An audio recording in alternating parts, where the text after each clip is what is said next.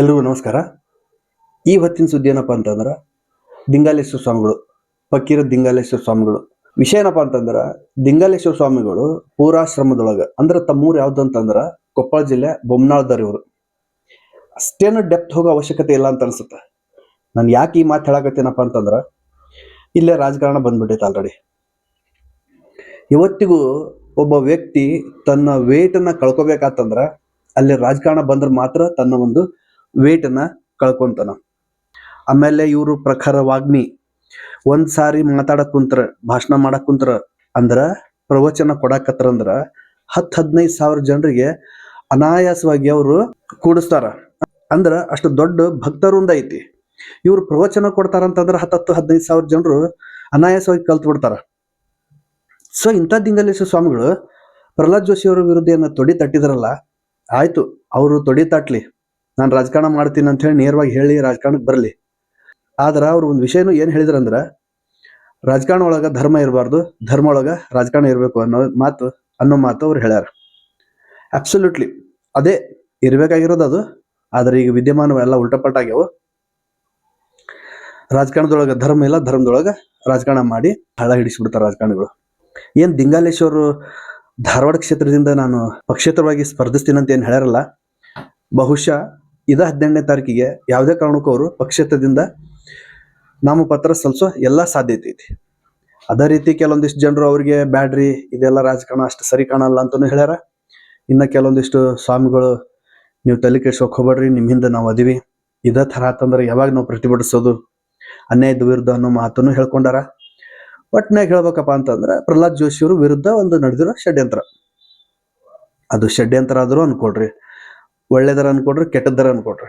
ರಾಜಕಾರಣದ ಮೇಲೆ ಒಳ್ಳೇದು ಕೆಟ್ಟದ್ದು ಇರೋದ. ಆದ್ರೆ ಒಂದೊಂದ್ಸರಿ ಏನಾಗತ್ತಪ್ಪ ಅಂತಂದ್ರೆ ಅತಿ ಹೆಚ್ಚು ಪ್ರೀತಿ ಪಾತ್ರರು ಮತ್ತೆ ಅತಿ ಹೆಚ್ಚು ದ್ವೇಷಗಳು ಇರೋ ಯಾವುದಾದ್ರೂ ಒಂದು ಪ್ಲಾಟ್ಫಾರ್ಮ್ ಕ್ಷೇತ್ರ ಇದ್ರೆ ಅದು ರಾಜಕಾರಣ. ರಾಜಕಾರಣ ಯಾವ ಥರ ನಮಗೆ ಪ್ರಚೋದನೆ ಕೊಡ್ತೈತಿ ಅನ್ನೋದು ಹೇಳಕ್ ಆಗಂಗಿಲ್ಲ. ಪ್ರಚೋದನೆ ಸಿಕ್ತು ಅಂತಂದ್ರ ಮನುಷ್ಯ ಅಲ್ಲಿಗೆ ನಿಲ್ಲಲ್ಲ, ಅಂದ್ರೆ ಅಲ್ಲಿಗೆ ಇರಲ್ಲ. ಆತನ ಓಟ ಸ್ಟಾರ್ಟ್ ಆಗ್ಬಿಡ್ತೈತಿ. ಓಡೋದು ನಾನ್ ಸ್ಟಾಪ್ ಓಡೋದು. ಯಾವಾಗ ಓಡಿದ ಮೇಲೆ ದಣಿವಾಗತ್ತ, ಯಾವಾಗ ನೀರ್ ಬೇಕು ಅಂತ ಅನ್ಸತ್ತ, ಅವಾಗ ಮಾತ್ರ ನಿಲ್ತಾನ.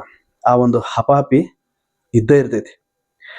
ನಾನು ದಿಂಗಾಲೇಶ್ವರ ಸ್ವಾಮಿಗಳಿಗೆ ರಾಜಕಾರಣನ ಥಳಕ್ ಹಾಕಾಕತ್ತೀನಿ. ಅವ್ರು ರಾಜಕಾರಣ ಬೇಕಿತ್ತ ಅನ್ನೋ ಪ್ರಶ್ನೆ ಬರ್ಬೋದಿಲ್ಲ. ರಾಜಕಾರಣ ಬೇಕು ಅಂದ್ರೆ ನೀವು ಮಾಡ್ಕೊಡ್ರಿ. ರಾಜಕಾರಣ ಮಾಡಾಕ ಪ್ರಜಾಪ್ರಭುತ್ವ ಅಂದ್ರ ಈ ನಮ್ಮ ಸಂವಿಧಾನ ಎಲ್ಲಾ ರೀತಿಯಿಂದನೂ ಹಕ್ಕು ಕೊಟ್ಟೈತಿ. ಇವರು ತಮ್ಮ ತತ್ವ ಸಿದ್ಧಾಂತಗಳನ್ನ ಜನರಿಗೆ ಮುಟ್ಸೋರು ಅನ್ನೋದನ್ನ ಇಟ್ಕೊಂಡಿದ್ರಂದ್ರ ಆ ಒಂದು ವಿಚಾರದ ಮೇಲೆ ಪರ ಮತ್ತೆ ವಿರೋಧ ಬರ್ತೈತಿ.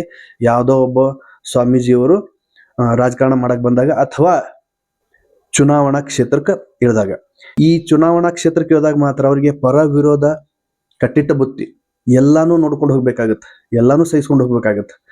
ಅದೇ ತರ ಸ್ವಾಮಿಯರಿಗೆ ಕೆಲವೊಂದಿಷ್ಟು ಮಂದಿ ಪ್ರಶ್ನೆಯನ್ನು ಹಾಕ್ಯಾರ, ನಿಮಗೇನು ಅವಶ್ಯ ಇತ್ತ, ಈ ರಾಜಕಾರಣ ನಿಮ್ಗೆ ಬೇಕಿತ್ತ, ಯಾಕೆ ಬರಾಕತ್ತೀರಿ, ನೀವು ದುಡ್ಡು ಎಲ್ಲಿಂದ ಹೊಂದಿಸ್ತೀರಿ, ಹೆಂಗೆ ಕ್ರೋಢೀಕರಣ ಮಾಡ್ತೀರಿ, ಮಠ ಮಾರ್ತೀರಿ ಅನ್ನೋಂತೂ ಕೇಳ್ಯಾರ.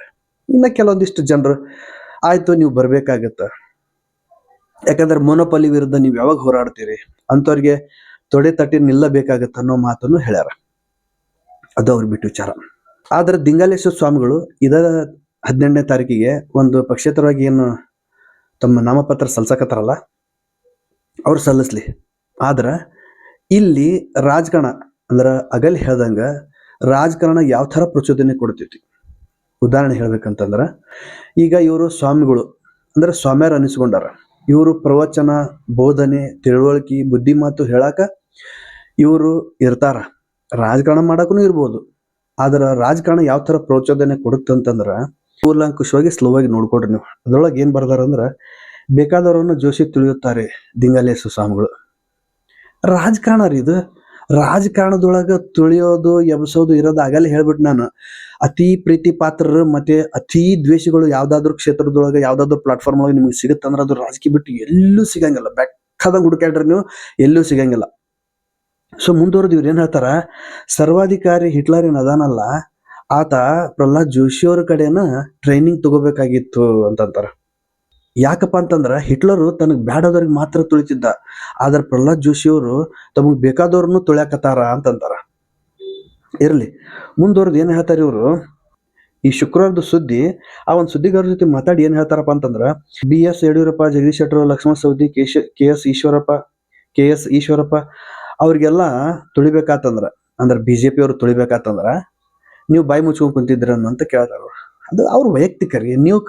ನೀವು ಕಂಟೆಸ್ಟ್ ಮಾಡ್ತೀನಿ ಅಂತ ಹೇಳಿದಿರಿಲ್ಲ, MP ಎಲೆಕ್ಷನ್ಗೆ ಕಂಟೆಸ್ಟ್ ಮಾಡ್ತೀನಿ, 18ನೇ ತಾರೀಕಿಗೆ ನಾಮಪತ್ರ ಸಲ್ಲಿಸ್ತೀನಿ, ಜೋಶಿ ಅವ್ರ ವಿರುದ್ಧ ನಾನು ಗೆಲ್ತೀನಿ, ತೊಡೆ ತಡ್ತೀನಿ ಅಂತ ಅಂದಿರಿಲ್ಲ.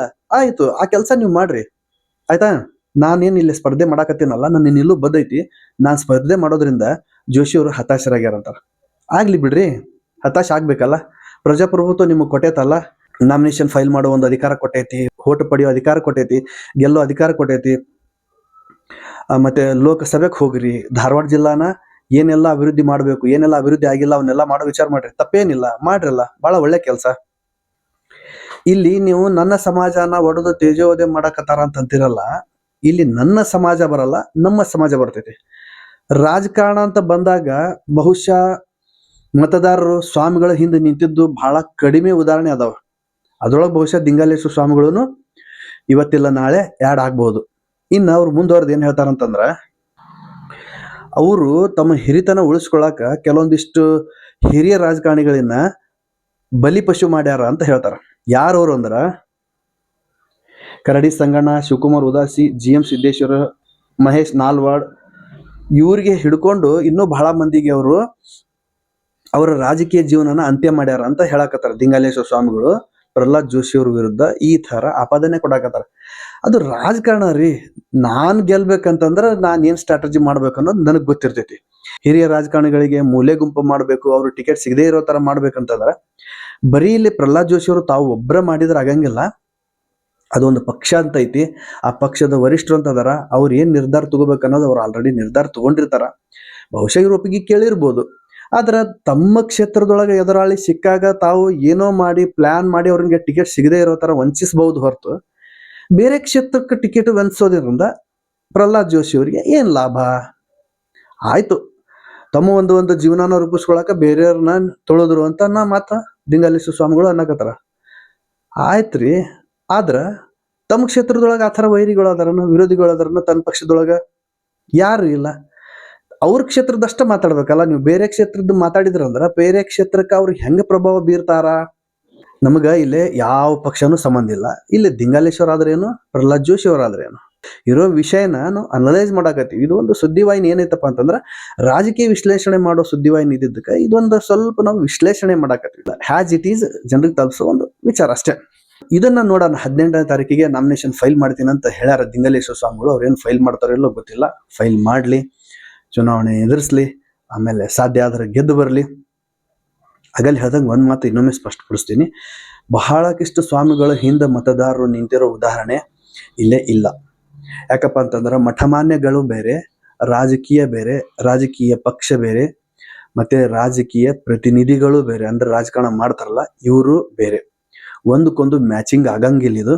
ಹಂಗಂತ ಹೇಳಿ ಸ್ವಾಮಿಗಳು ರಾಜಕಾರಣಕ್ಕೆ ಬರಬಾರ್ದಂತೇನಿಲ್ಲ. ಬದಲಾವಣೆ ಜಗದ ನಿಯಮ, ಬದಲಾವಣೆ ಆಗಬೇಕು, ಬದಲಾವಣೆ ಕಾಣಬೇಕು. ಅದೇ ರೀತಿ ಅವರ ಕ್ಷೇತ್ರನೂ ಅಭಿವೃದ್ಧಿ ಆಗಲಿ ಅಂತ ಹೇಳ್ತಾ ಈ ಮುಖಾಂತರ ಹಾರೈಸ್ತೀನಿ. ನೋಡೋಣ ವಿಜಯಲಕ್ಷ್ಮಿ ಯಾರಿಗೆ ಒಲಿತಾಳ ಅನ್ನೋದನ್ನ ಮುಂದಿನ ಜನ್ಮದೊಳಗೆ ನೋಡೋಣ ಅಂತ ಹೇಳ್ತಾ ಈ ಒಂದು ಹೊತ್ತಿನ ಸುದ್ದಿ ಮುಗಿಸ್ತೀನಿ. ಮತ್ತೆ ಇದೇ ಥರ ಸುದ್ದಿ ಜೊತೆಗೆ ಮತ್ತೆ ಬರ್ತೀನಿ. ಅಕಸ್ಮಾತ್ ನಿಮ್ಗೆ ಏನಾದರೂ ಈ ಒಂದು ಸುದ್ದಿ ಇಷ್ಟ ಆಗಿತ್ತಪ್ಪ ಅಂತಂದ್ರೆ ಲೈಕ್ ಮಾಡಿರಿ, ಶೇರ್ ಮಾಡಿರಿ, ಹಂಗೆ ಸಬ್ಸ್ಕ್ರೈಬ್ ಮಾಡೋ ಮುಖಾಂತರ ಇನ್ನೂ ಹೆಚ್ಚಿನ ಪ್ರಮಾಣದೊಳಗೆ ನಮಗೆ ಸಪೋರ್ಟ್ ಮಾಡ್ರಿ ಅಂತ ಹೇಳ್ತಾ ಈ ಒಂದು ಸುದ್ದಿ ಇಲ್ಲಿಗೆ ಮುಗಿಸ್ತೀನಿ. ಅಲ್ಲಿವರೆಗೂ